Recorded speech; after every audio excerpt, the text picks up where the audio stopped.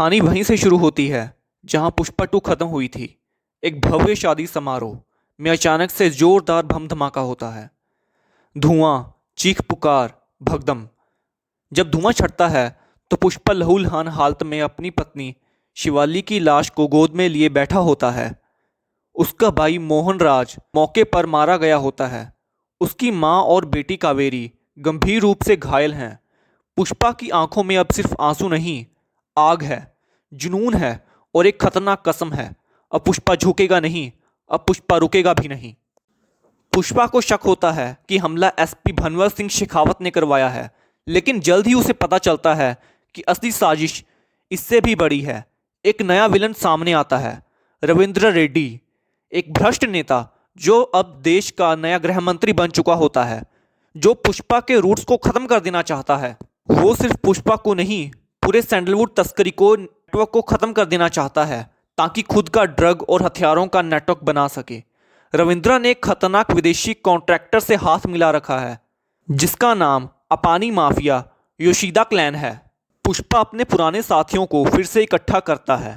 केसावर, उसका भरोसेमंद दोस्त जक्का रेड्डी जो अब एमएलए बन चुका है, डीएसपी मुनिस्वामी जो पहले दुश्मन था पर अब पुष्पा के कद को पहचानकर उसका सहयोगी बन जाता है। पुष्पा अपनी बेटी और मां को छुपा देता है और खुद एक राक्षस की तरह बनकर रैम्पेज मोड में आ जाता है। इसके बाद एसपी शेखावत की वापसी होती है। अब वो एक स्पेशल एजेंसी का हेड है जो रविंद्रा के इशारे पर पुष्पा को खत्म करने आता है।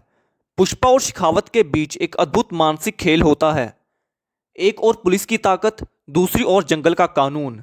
पुष्पा एक एक करके रविंद्रा के हथियार गोदाम उड़ाता है, योशिदा के टॉप एजेंट्स को मारता है और फिर रविंद्रा के बेटे को किडनैप करके लाइव वीडियो में चेतावनी देता है, मेरे परिवार को छुआ ना, अब तू जिएगा नहीं। पुष्पा रविंद्रा और शेखावत को ट्रैक करते हुए जापान पहुंचता है।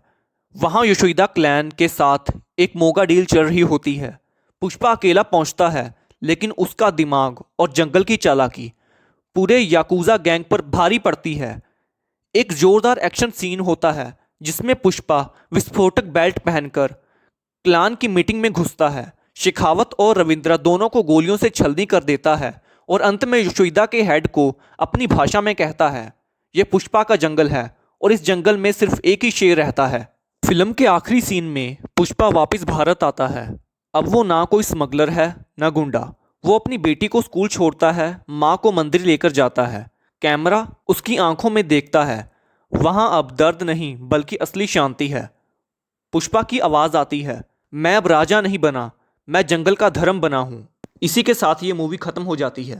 अगर आपको ये वीडियो अच्छी लगे तो इस वीडियो को लाइक और चैनल को सब्सक्राइब जरूर करें। मिलते हैं अगली वीडियो में।